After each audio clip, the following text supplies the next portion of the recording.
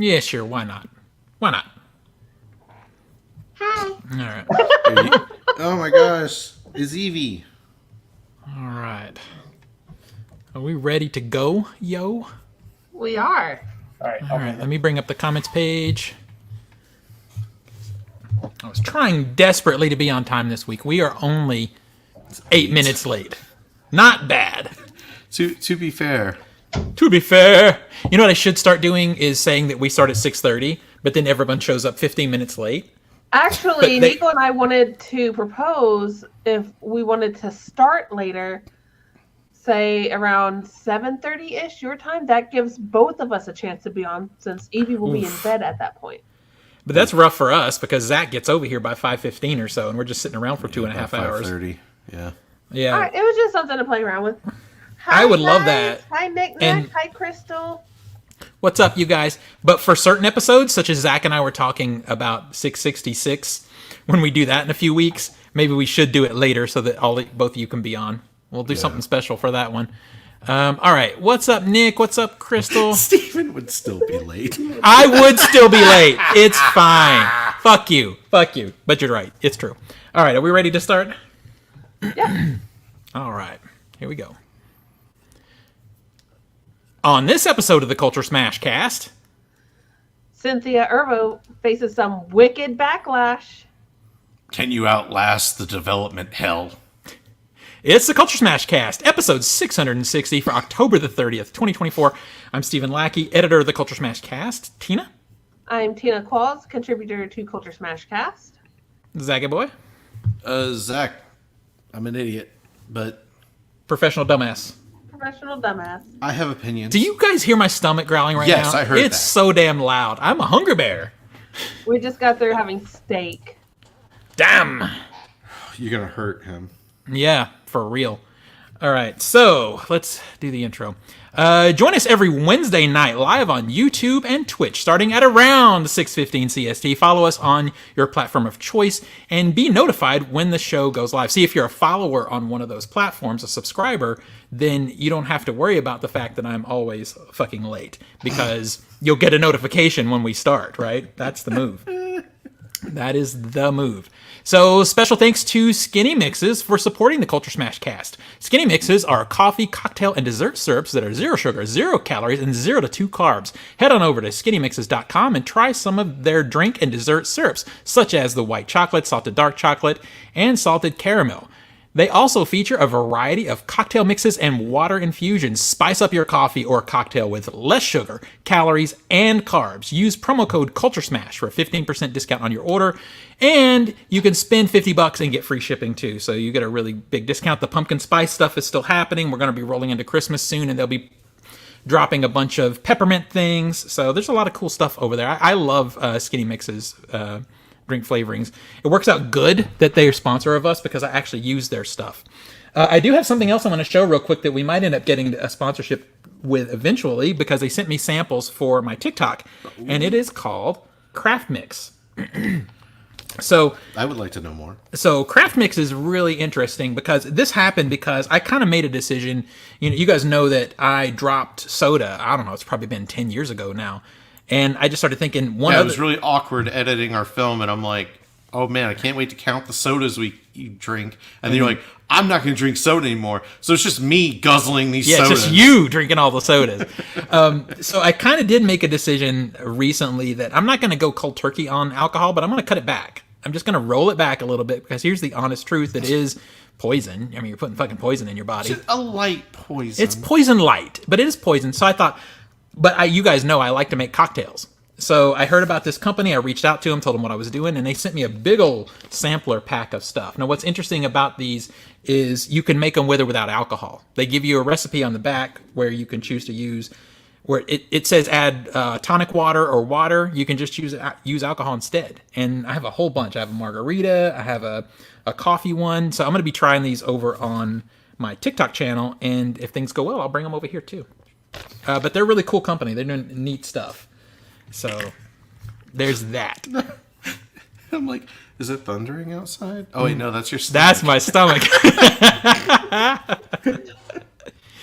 All right, so let's get into it. Tina, You have something to tell us about, right? What happened to you today? I broke my big toe. Oh, damn. So I don't know anything. I saw like a huge string of text messages, and I'm like, you know what? I'm just going to hear the story fresh tonight. Let's go. Yeah, so it's morning. I usually am like half there in the morning, but Nico will usually take Evie downstairs. I'll follow and we'll get her ready for daycare, put her in her car seat, all that stuff. Except for I was carrying her this morning, and for some reason, I thought we had one less stair than we actually did. And I fell at the last little bit, and luckily mom instincts kicked in. I just like wrapped her up to where she wouldn't get hurt. So she's fine. But I went straight down on my knees, and apparently my toe went and it was hurting for a bit, and I was like, okay, well, I'll try and sleep it off. Woke up and it was worse. Tried to put ice on it, got worse. So finally I was like, Nico, you might need to take me. I think I might have broken my toe. And sure enough, like within 10 minutes of having the x-rays done, they're like, yeah, it's broke. Oh, damn. That sucks. And for those of you not familiar with how your feet work, your big toe is what you use primarily to help you walk. The other toes help, but the big toe is essential to walking. So you're going to be walking on your heel for a while. Yeah, walking on my heel. We got a cane. We went to Publix to get some medicine, so I had to get one of the little scooters, and I didn't know how to drive it. Did you get a knee scooter? I didn't get an e-scooter. I got like full on like the sit down and the little basket and out of my way. And Nico didn't realize the beep, beep, beep was me backing up. That's like, funny. So I hit him with it. Well, I know your pain from when I had the surgery on my feet. It was both of the big toe area, so I know that's going to suck for a hot minute walking. The funny thing is, I've landed on my knees, and I'm not a light girl. I am a heavy mother. So I would think, I'd get bruising. My knees would be sore. No, my knees are just fine. I got a little bit of a bruise on one of them, and I landed on tile. This isn't carpet. It's full on tile. So yeah, my knees are fine. My big toe fucking hurts like hell, but yeah. That sucks. So in film-related stuff, though, we have not adjourned here. My stomach is going wild. Since Zach and I participated in the 12 Hours of Terror at our Belcourt Theater, it's always a nerve-wracking experience, that 12 Hours of Terror, because going into it, we're like, we have to sit through 7 films. Please. And if you watch my TikTok video, you can see us praying almost at the beginning of it. Please let it be good. There have been good years, and then there have been bad years. And we recently had a kind of a bad year. We had a pretty meh year. Yeah. So, I mean, think about it. There's a difference between watching a bad movie and then watching 2 or 3 bad movies, and also it's 3 or 4 or 5 in the morning, and you're hurting. So the thing is, Zach and I we are always disappointed every year, even though we should just know this by now. We want one hardcore movie, but they actually alluded to this in the sort of banter that they do between movies this year, that they had caught some flack, and I think it was for Inside. Yeah, when I they know showed it was Inside. for Inside. They got complaints for it. They complained, and of course the board that runs the theater, it's a nonprofit, so they freak out. So we don't get hardcore movies anymore. Then don't go next year. Yeah, what do you think? It's not going to sell out? I just feel like they should advertise that it's not for the faint of heart and give us a hardcore movie. But they're not going to do that. They're not going to do that. And so we have to resign ourselves in the fact that they're not doing that. But hopefully, please, for the love of God, please give us some good movies. I mean, okay, be it for real. Let's just say we're going to do 12 Hours of Terror Hardcore Edition. How fast do you think that shit sells out? The regular one sold out in less than 8 hours. It sells out twice as fast. And you know, for the one that we do here in my space, it's not like every movie's hardcore. No. But I usually try to pick 2. I like to have 2 to 3, usually 2 very hardcore movies, very challenging films, and then the others are just fun, you know? So going in, we were nervous, but I gotta say, this year, pretty good block overall. Rocked it. Much. It was pretty damn good. We started with a solid film. It's not a good movie. No, it's not. Final Destination 2, not a good movie. And you know what's funny I is, love Final Destination 2. okay, so here's the thing. When that came up, the crowd went wild because we all had nostalgia for it, Well, right? because we're starting off with a pretty fun movie. A fun movie. And then as you're watching it, you're like, oh. An entire generation trauma about being behind logging trucks. Well, it automatically gets points for me because that logging truck, they're playing Highway to Hell, which I'm down for. I'm always down for that. But 10 seconds of Highway the to 10 Hell. seconds of it, yeah, in the channel switch, right? So it is still a fun movie. It's still really fun. But watching it now with fresh eyes, it's like, the acting in this movie. It's in the floor. It is. Tony Todd? What the fuck is happening with Tony Todd in was that just movie? like, I'm here for a single day of shooting. You have until I'm done with this cigar. Exactly. Exactly. But it wasn't. I'm not meaning meaning it in a bad way. It's bad, but I had a fucking good time watching it. I felt like I seriously got dumber after watching Yeah. it, And- which is really fun. It is really fun. So that was a really fun way to start. And then they gave us Terrified, which is a movie I have been aware of. It's been in my sort of peripheral vision for a long time and haven't seen it. And that movie's scary as shit. It was really I couldn't good. believe how well it spookied me. And Yeah. our audience, like, there were several moments in the film you could feel the audience go Yeah. and move. And those experiences are, I wish that you could bottle it for people who complain about going to the movie theater, because that's what you want, because we all reacted at the same time. And there's a couple of scares in there. I yelped. Zach screamed like a little girl. I yelped. That was because- it was like a full of, huh! Yeah. Because it was good. It It was was a good scare. yeah. And then we ended the night, or actually morning, with a good movie also. You like that one, right? House of Wax? House of Wax. I couldn't believe it. Zach complained about the length, but It is a long. it's 2 hours, which I don't think is... probably could be an hour 40. Yeah. They could knock about 10 to 15 minutes off. But overall, that is a very solid, fun remake of a classic. It also reminded me of how, like, okay, so there was this trend of, like, mean movies, and then, 9/11 happens, we can't be mean anymore. And then there's that, like, late 2000s, right before Paranormal Activity, it got mean again with, like, the Saw 2, Saw 3, around that 2006, 2007, 2008. It got fucking mean. That's Yeah. when you get Martyrs, that's when you get Inside as well. Well, but that's That's international. that's European. They're beyond mean. Yes, but what I'm saying is, and then all of a sudden, everybody went, "Oh, I guess we're going too hard," and it got light again. Yeah. And now we're back with, like, the Terrifier movies that are mean. Yeah. It's just this interesting, like, wave, little wavelength.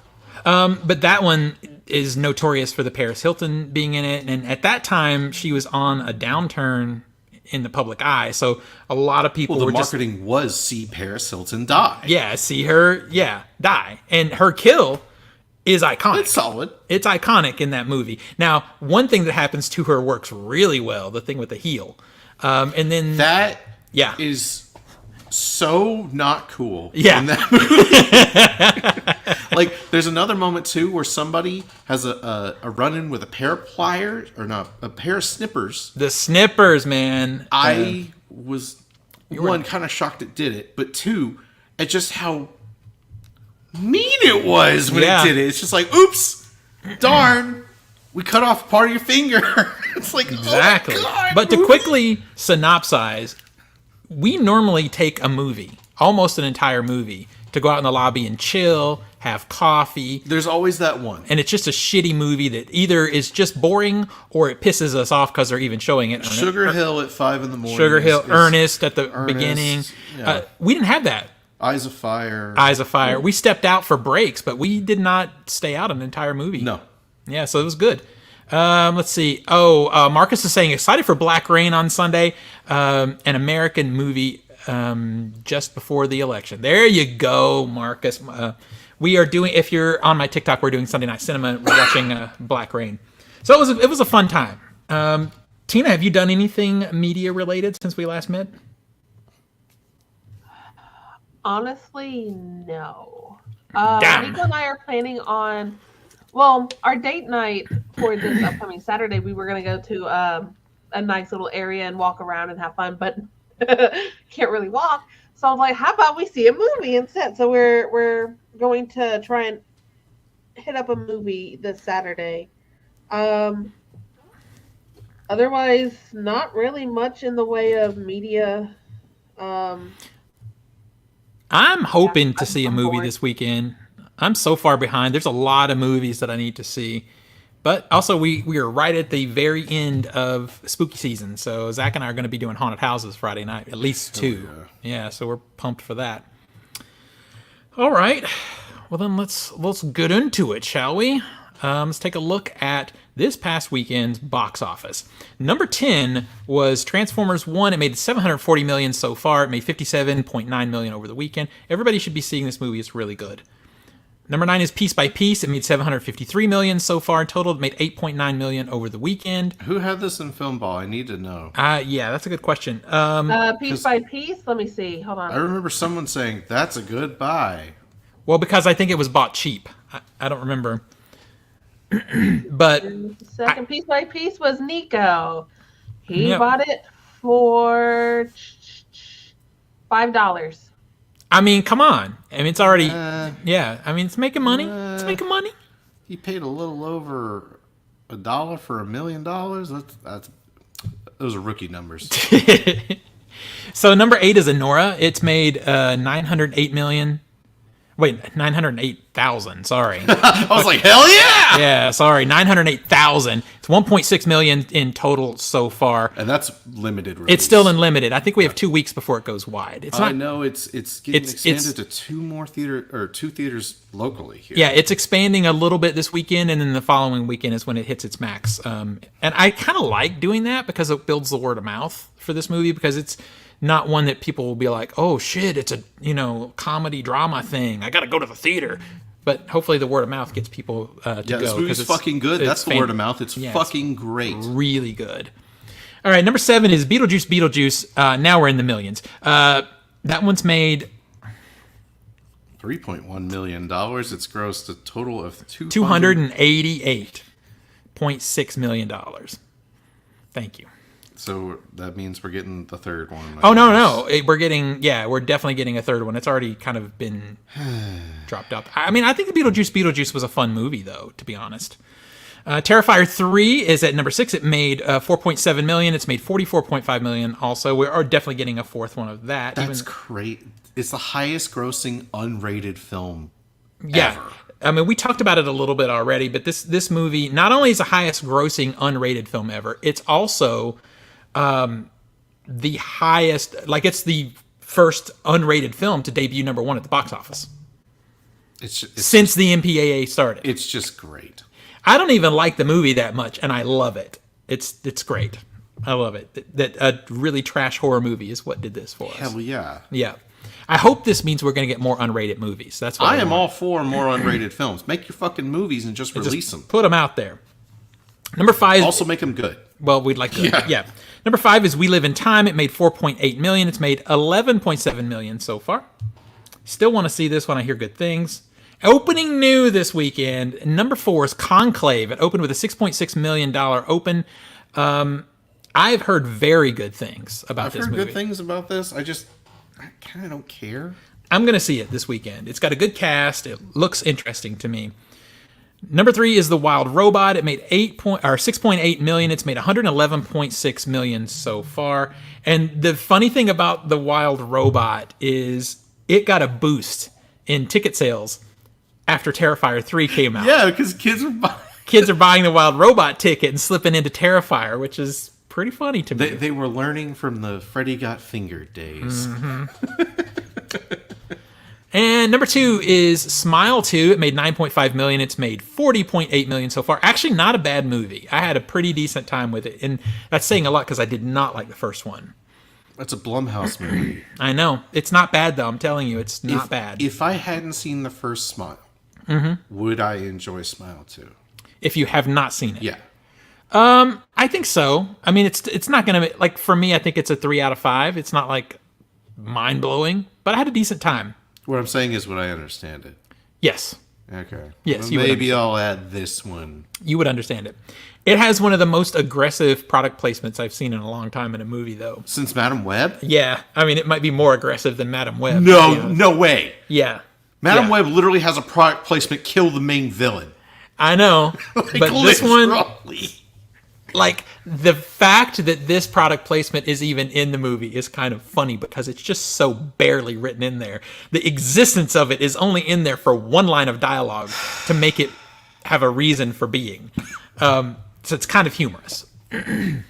Number one over the weekend is Venom: The Last Dance. It made $51 million for its opening. I hear it's dog shit. No one's surprised. I've heard it's not good. Yeah, no one is surprised. I'm still going to see it. Yeah, you watch all them Venom movies. I've seen the other two, so I might as well finish it out. Opening this weekend is Hit Pig. It's at 80% on Rotten Tomatoes right now, and Here, which is at 38%. That one hurts a little bit. Oh man, Robert Zemeckis on that train again. That train, bad movies. Robert Zemeckis is on a train to suckage once again. I mean, the last good movie he did was Castaway. I don't know. I'd have to go and look. Marcus is gone. Good night, Marcus. I hope I saw you. I just now saw that. I had both. He had both in our game, and it's still not in Denmark. Well, shit. Well, shit, indeed.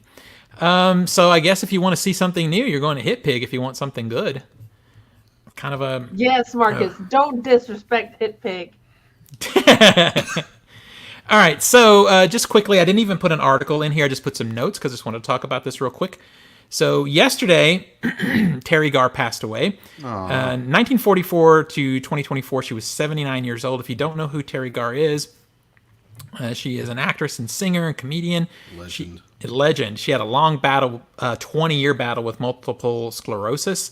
In IMDb, she's credited with 159 appearances. Now, that's a lot of TV and different things. But I noted some of my favorite films that she's in. She's in Tootsie, and she was Oscar nominated for Tootsie. She was in Young Frankenstein. She was in Mr. Mom. She was in Close Encounters of the Third Kind. And one of my favorite Scorsese films, After Hours. Would you like to take a roll in the hay? I was about to say, as a kid, her character in Young Frankenstein went a long way. So much. Yeah, she was so good. Just say. But yeah, it's just, there's not a lot to really say here except that she was a fantastic actress. And she was 79, honestly, that's not old. You know, we're living much longer than that now. Someone said, she died of old age. I'm like, not really. No. Not really. That's mostly multiple sclerosis that got her, and it's fucking terrible. But yeah, if anything, this is a good time. If you don't know any of these movies, pick one of these and go watch it. After Hours is my favorite of these. Also, Young Frankenstein, they just quoted as funny. And Close Encounters is one of Steven Spielberg's top tier films. So, yeah, sad news. Who's she playing in Close Encounters? She was his wife. Oh, the main guy's wife. Oh, that's why I didn't recognize her, because she was crying and losing her shit the whole movie. Most of the movie, yeah. All right, so do we have a film ball update? We do. All right. So for our game, the podcast game, in 5th place with a goose egg, but I'm getting some here soon, is me. I'm last. In 4th place with that piece by piece money is Nico with $19.7 million. Steven sits in the middle at number 3 with $33.7 million. Zach is sitting at number 2 with $101.8 million. And Nathan getting that Beetlejuice money with $468.1 million. Oh, he's not going to hold that for long. He's not holding that for long, damn it. Yeah, no, the only thing that he has left really is Baby Girl. Steven, you have a whole slew of movies coming out. Yes, I do. Zach, you still have like Y2K and Sonic the Hedgehog. You still got some Smile 2 money coming in. I'm gonna beat that ass. I'm like, dude, Nico still has Venom, Wicked, and Lord of the Rings. And all of my movies have not come out yet. Like, I will just be getting the money for Hit Pig here soon. I'm about to kick that ass, boy. You ready? For the TikTok game, we have in 5th place Dustin with $62.1 million. In 4th place is Chris with $64.5 million. In 3rd place is Jason with $88.7 million. Steven, you're doing better in that game at number 2 with $115.1 million. Let's go. But Andrew is still beating you out at number 1 with $271.9 million. Reachable. I can reach it. I'm not worried. Yeah, no, 100%. You still have Wicked. You still have Gladiator 2. Andrew still has Venom and Lord of the Rings and Heretic. So yeah, Oh, I I got think that'd this. be a nice little fun game. I got this. For Discord number 1, in fourth place is Marcus with 79.5 million. Phil is in third place with 100.1 million. Matt is in second place with 135.8 million, and Samantha is in first place with 269.9 million. Nice. And then for the other Discord game, in third place is Crystal with 123.4 million. Steven, you're in second place with 130.4. And then Nick is in first place with 352.6 million. Oh, damn. A lot of movies left to come for that game, too, Yeah, though. still got tons of movies to go. All right. So if you want to play Fantasy Film Ball with us and you're listening and you don't know what this game is, basically the way this game works is every 4 months we take a list of all the domestic box office films, and we each get $100 virtual dollars to bid on the movies that we think are going to make the highest box office in the first 4 weeks of release. There's some other smaller rules that go into it to kind of make it more gamified, but that's the basics of it. And now we just watch the totals come in and smack talk each other, which is really fun. So you can play with us. The easiest way is to join one of the TikTok games, but if we get enough people, we could maybe do another YouTube game also. So you just have to be a subscriber and let me know you want to play. What's wrong, Marcus? What's wrong? Marcus is his one-word response to the numbers is fuck. I feel that though. I feel that. I do feel that. And he said it was a blast. Yeah, we had a great time with that bidding. And Marcus is a big-time smack talker in our subscriber Discord, so it's pretty fun. Nick Neck says Allied and Flight were decent. I didn't see Allied because I heard it was pretty meh. Yeah. And then Flight was all right. Yeah. It has one awesome, cool-ass scene, and the rest of the movie's like, it's fine. It's fine. It's all right. It's not screaming dog shit like Pinocchio, though. That's true. That movie's Dog fucking shit. horror. The Witches remake? You want to talk about that? You want to talk about fucking terrible? They're like, oh no, we're going to put this on streaming because COVID. I'm like, no, you put this on streaming because it's a piece of shit. Massive piece of shit. Exactly. Some people watch speaking of witches, some of it. Oh. Cynthia Erivo admitted to Entertainment Tonight that she probably should have called her friends about her frustration with the Wicked poster fan edits instead of publicly speaking out on her Instagram story. The Tony winner and Oscar nominee blasted fans for editing the Wicked film poster to obscure her face. She says, I'm really protective of the role. I'm passionate about it. And I know the fans are passionate about it. I think for me, it was just like a human moment of wanting to protect little Elphaba. I probably should have called my friends, but it's fine. She got upset with the original image, which has Ariana Grande's Glinda whispering in the ear of Erivo's Elphaba, very reminiscent of the Broadway poster, only the film poster had a few tweaks, mainly lifting Elphaba's hat so you could see Erivo's eyes. Wicked fans loyal to Broadway musical flooded social media with Photoshop corrections, notably lowering Elphaba's hat, and Erivo found such alterations hurtful. Quote, this is the wildest, most offensive thing I have seen, equal to that awful AI of us fighting, equal to people posing the question, is your pussy green? End quote. I don't think it's that bad, but let's go on. None of this is funny. None of it's cute. It degrades me. It degrades us.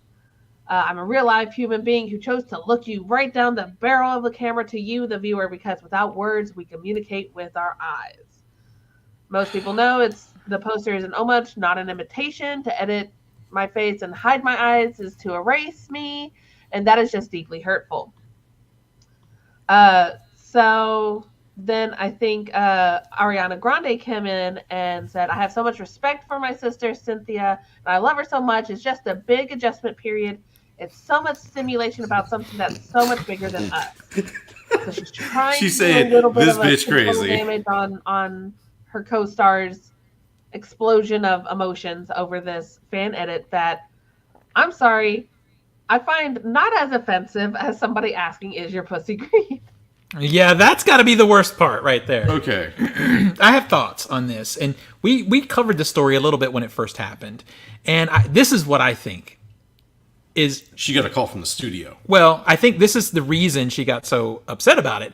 So I believe it was, if I remember correctly, it was her decision to look directly in the camera because she felt the character needed to be a strong person, and she felt like the original artwork maybe was showing weakness, but I think she misread the room on that a little bit. I was about to say, the original poster art to me is more mysterious. Well, that's it. It makes the original poster is mysterious, whereas what this is she one saying? Why is she smiling? Ooh. Like, Yeah. Whereas this one's like, it's a person looking at me as a face. Well, and in her eyes, it was showing herself as a stronger person against oppression, because that is a big part of what the story is. I don't know the story at all. I know the posters. Well, I mean, you can get the story just by looking at the fucking trailer, sir. I mean, it's not that hard. But I think she took personal offense to it because of that, and that emotion sort of came out when maybe it shouldn't have. Literally every single person online was like, she's wrong. Yeah. Well, and then Ariana Grande is trying to like play the middle. No, Ariana Grande is speaking in double talk, and you can absolutely see her being like, ha, ha, I don't agree with this shit at all. Yeah.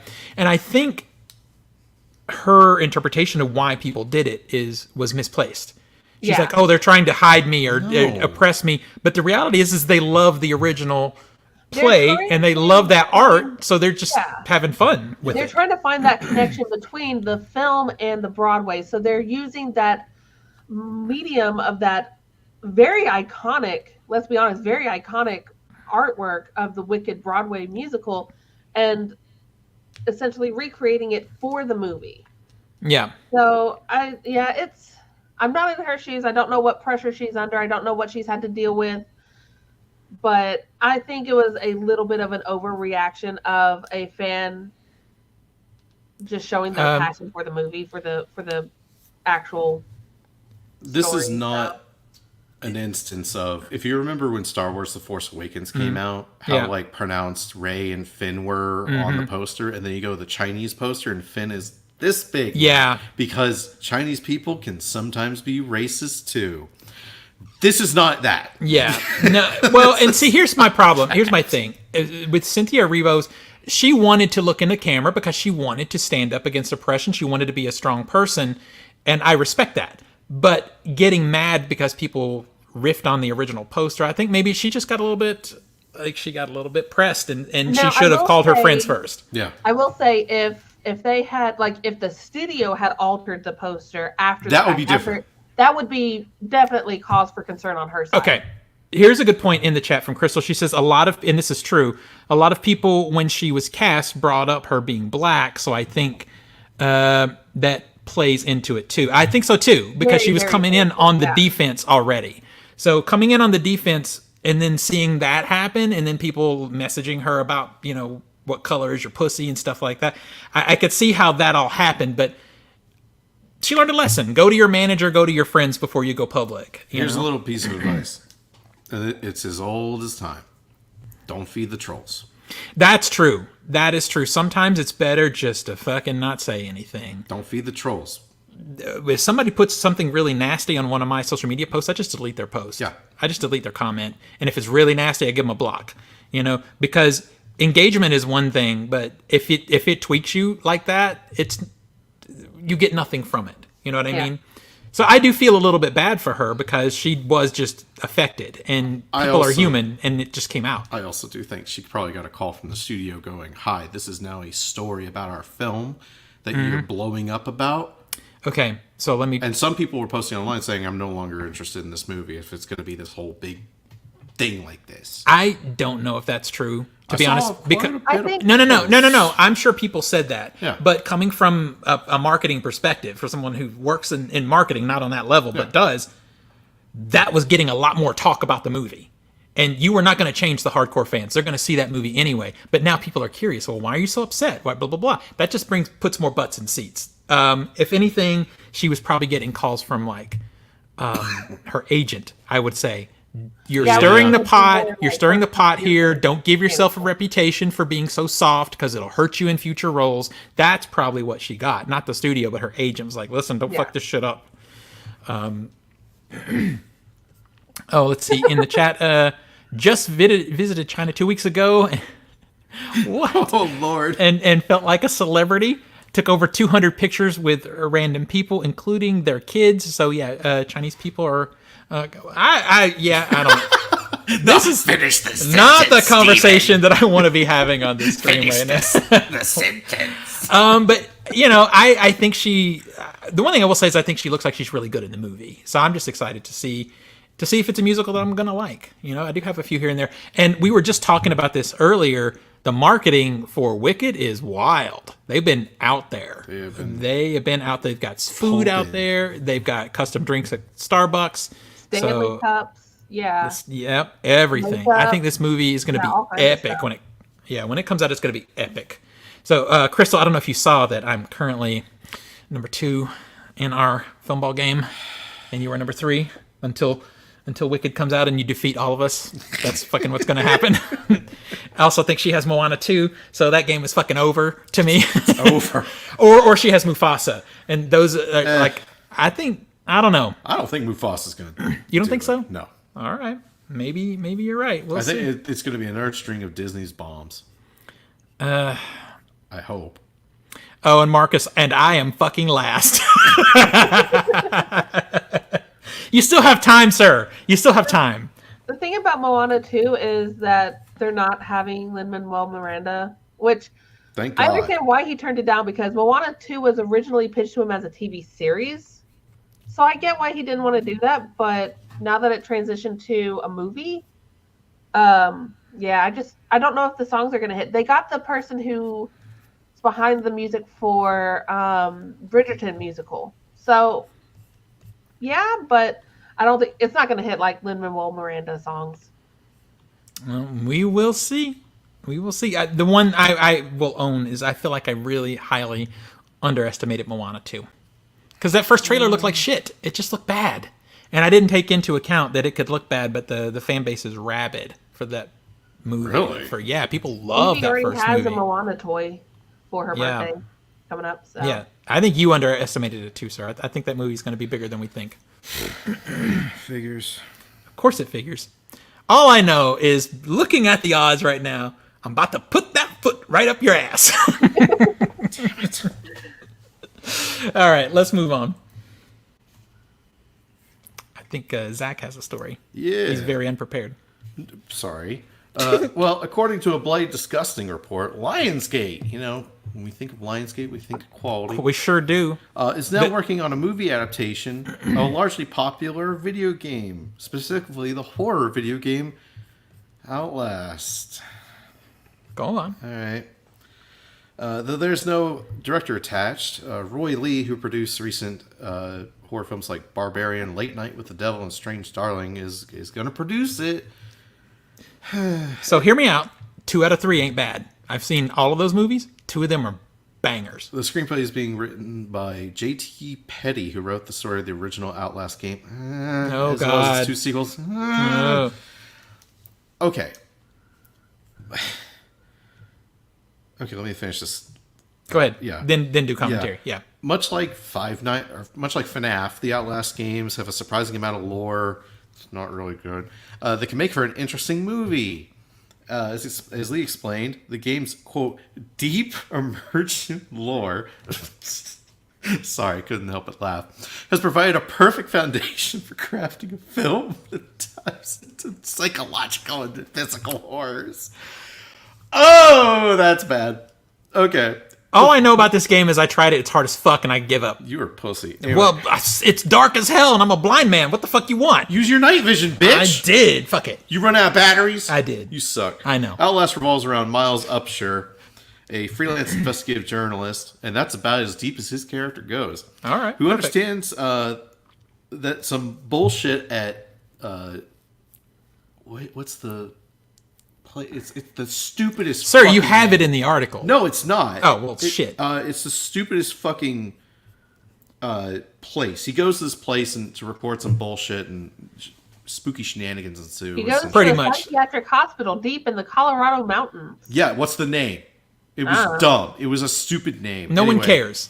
So anyway, this is partially found footage, kind of a game to where you're in control of the camera, use the night vision camera to see in the dark. They say much like Amnesia: The Dark Descent. I'm like, I'm going to disagree with that. Yep. But the problem with Outlast is this. There are basically no characters outside of Miles. Everyone else is a fucking lunatic. The story, frankly, is pretty fucking dumb. It is. So are you telling me this is going to be another Borderlands situation? Yes. Except, if you really want to do Outlast, like you really want to show it, we're going to need an NC-17 rating, probably. Well, if you're focusing just on the gore and not the story. Okay, there's a scene in the game where you come across people raping corpses. Well, that's disgusting. That's what I mean. You're going to need to show it, and it's the shock of it that makes the horror effective in the game. Yeah.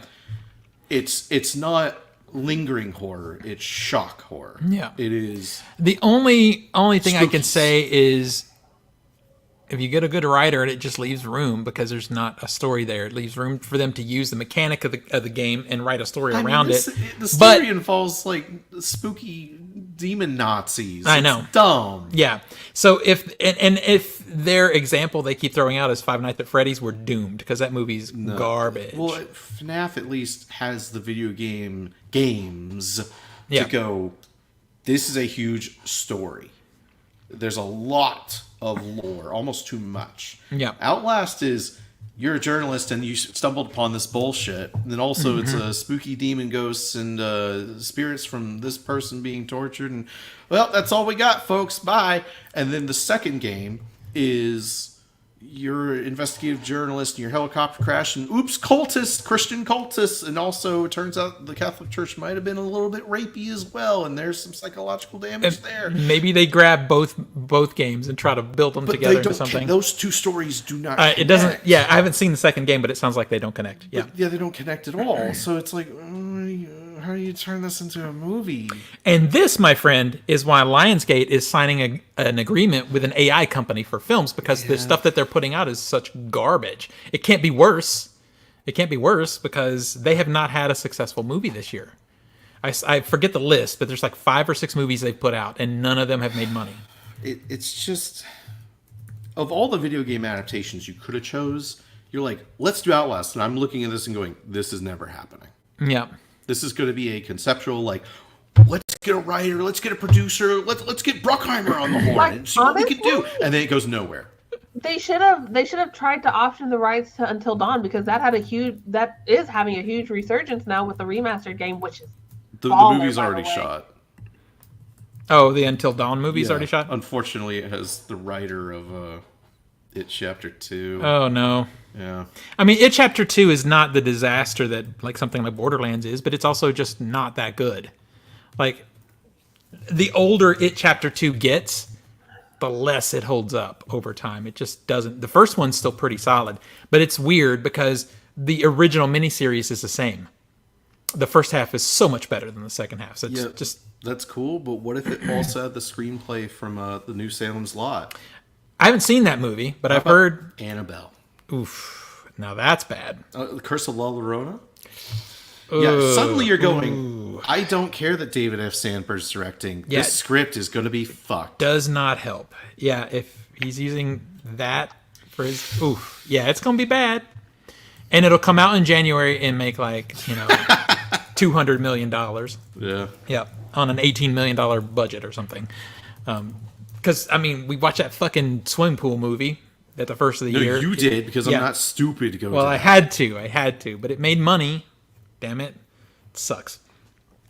All right. Moving on. Let's see. TLDR. Looks like shit. Of all the video game movies you could have done, that is not what I would do. Movie. That would be Wait, great. I had both of you guys at the same time. What did you say, Tina? I was agreeing with Marcus in the chat. He says Ghost of Tsushima would be Is that a game? Yes. Do you know this game, Zach? Yeah, it's a Souls-like, I think. It basically, it's tough as shit. It's beautiful. Just set in Japan. I don't know anything about the plot though. Oh, okay. Tina, you've played it? I've not played. I've played a little. I've watched people play it because, like, No. Zach said, it's hard, but it has a really good story. Yeah, it's feudal Japan. You're playing as samurai and all that stuff. It's kind of there's even a mode in the game where you can turn black and white on and make it look like an Akira Kurosawa movie. No. Yeah. Okay. It sounds good to me. I mean, it sounds like a fun game to play, but if you guys are saying it's hard, then I know I'm going to suck at it. Yeah, it's hard. Oh, That's why I watch people play it. I do like the Let's Play videos of it. I mean, we're getting a Dead by Daylight movie, so... James Wan. Yeah, James Wan. So, probably... Malignant. Yeah, we'll Did see. you ever watch Malignant? No, I have not watched Damn it you, yet. sir. I get my hands on that Blu-ray, I'll watch it. That's the problems. Do you need a copy of the Blu-ray? That's probably how I'll watch it. I mean, it's streaming in 4K on Max. I know. Speaking of Blu-rays, Yes! this week you can get some good stuff. Zodiac is out on 4K. Adam's Family Values is out on 4K. And the one in the list that I'm most hyped for is Trick or Treat out on 4K. Love that. To that. That's just go buy it. Drag Me to Hell on 4K. Yep, take it. I'll take it. I'm curious about how those CGI effects in the last act are going to look in 4K. I don't know, because they don't look that great anyway. Howling 2, Your Sister is a Werewolf is out in 4K, and I will buy it. Are you serious? Yeah. You're going to buy it just for the credits. Yeah, I'm going to get... Yeah. And if you've seen the movie, then you know it's the credits. And then also I'm going to pick up Shocker on 4K. I've always kind of liked that movie. It has Skinner from The X-Files. It's not Wes Craven's best, but it's a fun little movie. So, and there's other stuff. These are just the highlights. There's a lot actually coming out in the next few weeks on physical. All right, let's see.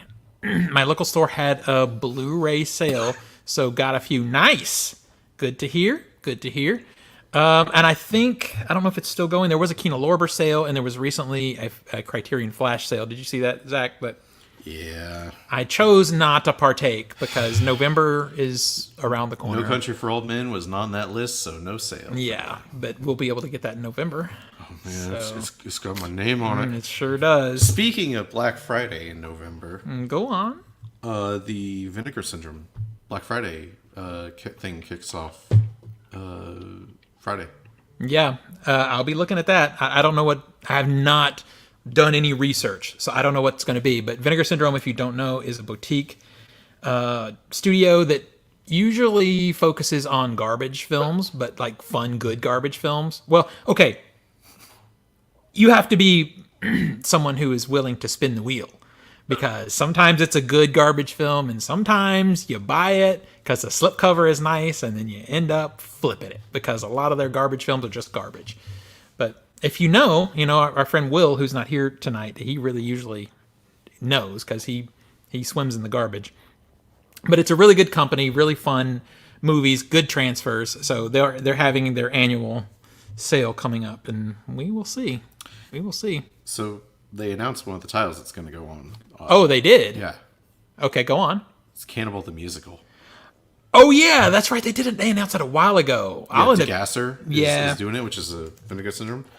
Have you seen the bonus features? No. It's like this long of a list. Well, that'll be a definite purchase. If you have not seen Cannibal the Musical, fix that. It's so good. It's beautiful. It's so good. There's so many iconic moments in that movie. It's like, I don't want to even say, because I don't want to take it from anybody if you haven't seen it, because damn. They even make a reference to it in the South Park movie. If you remember. Go on. Okay, so I'm working to share the page right now. One of the lyrics in so it's a musical, obviously, but one of the lyrics in Cannibal the Musical is "My heart's as warm as a baked potato." That's right. And in the South Park movie, they're operating on Kenny, and they're like, "We replaced your heart with a baked potato," and it explodes out of his chest. Oh man, so let's click this. Yeah, so they only have the pre-sale FAQ up here right now. So yeah, we'll just have to wait and see. That should be Thursday at midnight, I think. Yeah. It'll Black start. Friday, 1 day, 15 hours, 48 minutes. Yep. So if you haven't partaken in a Vinegar Syndrome sale, the one thing I'll tell you is if you're into it, most things on the page, I forget the rule. It's if it's within 6 months or something, if it's that new, it doesn't count in the sale. But stuff previous to that does. This one does. So what you want to do is let me just show you real quick. They specifically said this one will be cheaper if you do it this weekend. Yeah, so let's just go to a random movie. I'm going to go to Hell's Trap here so that I can show you what Vinegar Syndrome does. You go down the description and all that stuff here, but what you look at is where it says over 1,000 left in stock. They keep that shit up to date. So Yeah, you can look in here, and if it says, my rule of thumb, is if it's below 500, you better get it, because that fucking movie is going to sell out. Because when the sale starts, it'll be half off, and they just blow out. We've seen this. We saw that with Irreversible. Yeah, it sold out. It went boom, just quick. So you can go through here and make a list of the movies that are low counts. And then when the sale starts, just jump in after 11 o'clock or after midnight. I think it's 11 o'clock. For me, it's like 11. It's whatever their time is. You can see the time countdown. Jump in there right when the sale starts and immediately grab those things that are about to sell out.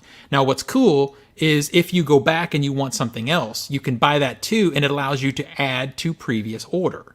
So you don't pay shipping multiple times over and over again for separate orders.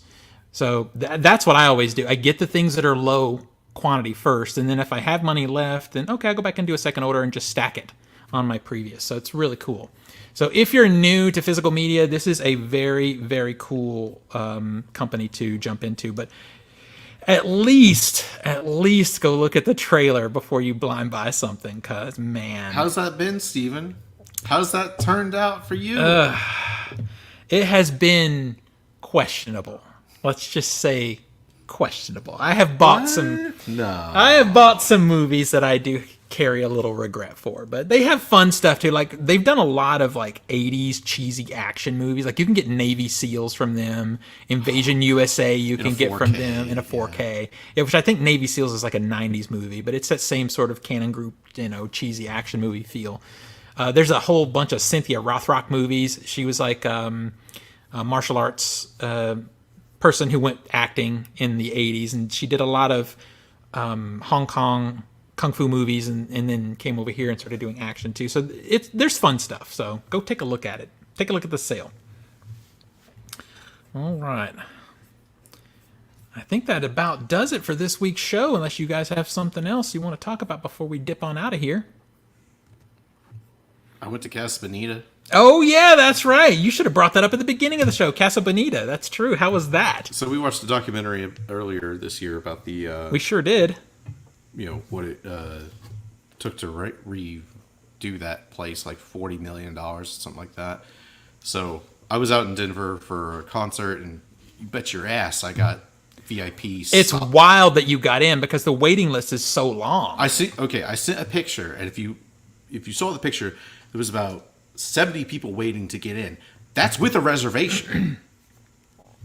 That's wild. And that's not VIP. That's a regular reservation. First off, so you should, so it's beautiful. I was going to say, you should really, for people who don't know what Casa Bonita is, you talk about what it is. Okay, so Casa Bonita is a Mexican restaurant in Denver that was opened in 1973 and is kind of like known as the Disneyland of Mexican restaurants. Yeah, exactly. I mean, it's insane in there. It's like a full, it's 50,000 square feet or something like that. I mean, it's 3 floors. Yeah. And that's not just like, oh, well, this is the main dining floor and these 2 other floors. No, there's seating and dining on all 3 floors. Yeah. There's cliff diving with a pool. Yeah, real cliff diving. Not a joke. Yeah. It has like a whole Mexican city in there. There's puppet shows. A magic show. There's caves. There's spooky caves you go through. They got a massive arcade. I mean, if you're a kid and you're going through this is like the greatest thing on planet Earth. Yeah. If you're an adult that enjoys theming, that enjoys a crazy ass experience that is worth the money. Yeah. It was amazing. Yeah. Genuinely. This was like, like when we go to haunts and we're like, look at this theming, look at the atmosphere of this area. It's great. It was like that. Yeah. Now, was it cheesy as fuck? Yes. It was. Yeah, it was but you're that reveling in perfect it. line. It was that perfect line of, this isn't dumb and annoying. This is cheesy, and I've got a huge smile on my face. For sure. And it's self-aware enough to know what it is. Exactly. The food was great. The drinks were strong. Okay. Like, I got a rum chata, and yeah, they're putting the rum in there. Okay, they put it, and I was like, I'm walking around with a buzz off this one drink. It was good. So if Chips were good. Oh my god, the sofa pilas were so fucking yeah, good. You sent me a picture. They look delicious. Oh my god, they were so good. I know it's a meme of like the South Park episode where Cartman goes and he's like, "Oh, sofa pilas," but they were the greatest thing. But because of that meme, they almost have to be. They almost nearly have caused to be. a tear to come to my eye. They were that good. Okay, they were. I'm eating this. I'm going, I am not going to be able to get this like anytime soon. So I would say go watch the documentary if you're really not familiar with this, because the place went under, and the South Park guys had a lot of nostalgia for it growing up with it, so they went in to save it and bring it back. And that adventure, it's something to behold in that movie. I know what you're thinking too. You're thinking, well, I saw the documentary. I've seen the place. Yeah. That doc doesn't show a quarter of that place. Yeah, and by the time they get to the point where it is now, they don't show as much. I mean, that's the end of the movie. They don't show half of that place. Yeah, it's crazy. I want to go. I like Denver. I really want to go. I'll find my way up there again to go and see the place. But the documentary's really good, and it sounds like the place is really fun too. So that's cool. It's just so. It's like walking up. It's beautiful. Like it's that hot pink color. And it's so striking. You're just like, oh my god. And I suspect you got in like faster than normal because you were single. Well, I was VIP. I had a reservation. Yeah. And at 8:30, they're like, right this way. That's pretty awesome. I had cliffside seating to a table by myself. And they're like, just you? And I'm like, yeah. What brings you here? I'm like, it's Casa Bonita. Its reputation almost speaks for itself. And the lady taking me to my seat, she was saying she had been working there since 1970 something. Like, she had been there for 50 years. That's crazy. It's so cool. So it was unironically a 5 out of 5 experience. Unironically worth the trip. Yeah. It was amazing. And yes, I'm wearing my Casa Bonita shirt. Yes, you are. So, Love it's a good shirt. It is a good shirt. Looks like a quality piece of, outfit, whatever. It was $30. Well, it better be a good shirt then. Well, if you want a hat, they had buy one get one free. I would have probably bought a hat. I'm always buying stupid Thought hats. about getting it, but then I'm like, I don't wear hats. I wear them all the time for obvious reasons. All right, that probably is a good spot to bring us to an end. Tina, where do we find you on the internet? You can find me on most major social media under Cheddar Popper, CheddarPoppr. Yeah. Zachy boy? You can find me messing with Steven's phone. You can also find me on Instagram. I'm Master of the Matrix 91. You can find me on Steam and Discord, a dangerous mute lunatic. And you can find me on Letterboxd, Master Z91. All right. You can find me at all things OTS Movies, mostly TikTok and Instagram. Instagram, I think, is also Off the Shelf Movies. Either of those will get you where you need to be. Go hit up my Letterboxd. I'm trying to see 150 movies in the theater this year, and I'm at least adding star ratings for every movie I see, and I'm trying to write about the ones that I feel passionate about, which is the ones I really like or the ones I really hate. So go over to Letterboxd and hit that up, and yeah, that's about it. I guess we will see everybody next week. Bye, everybody.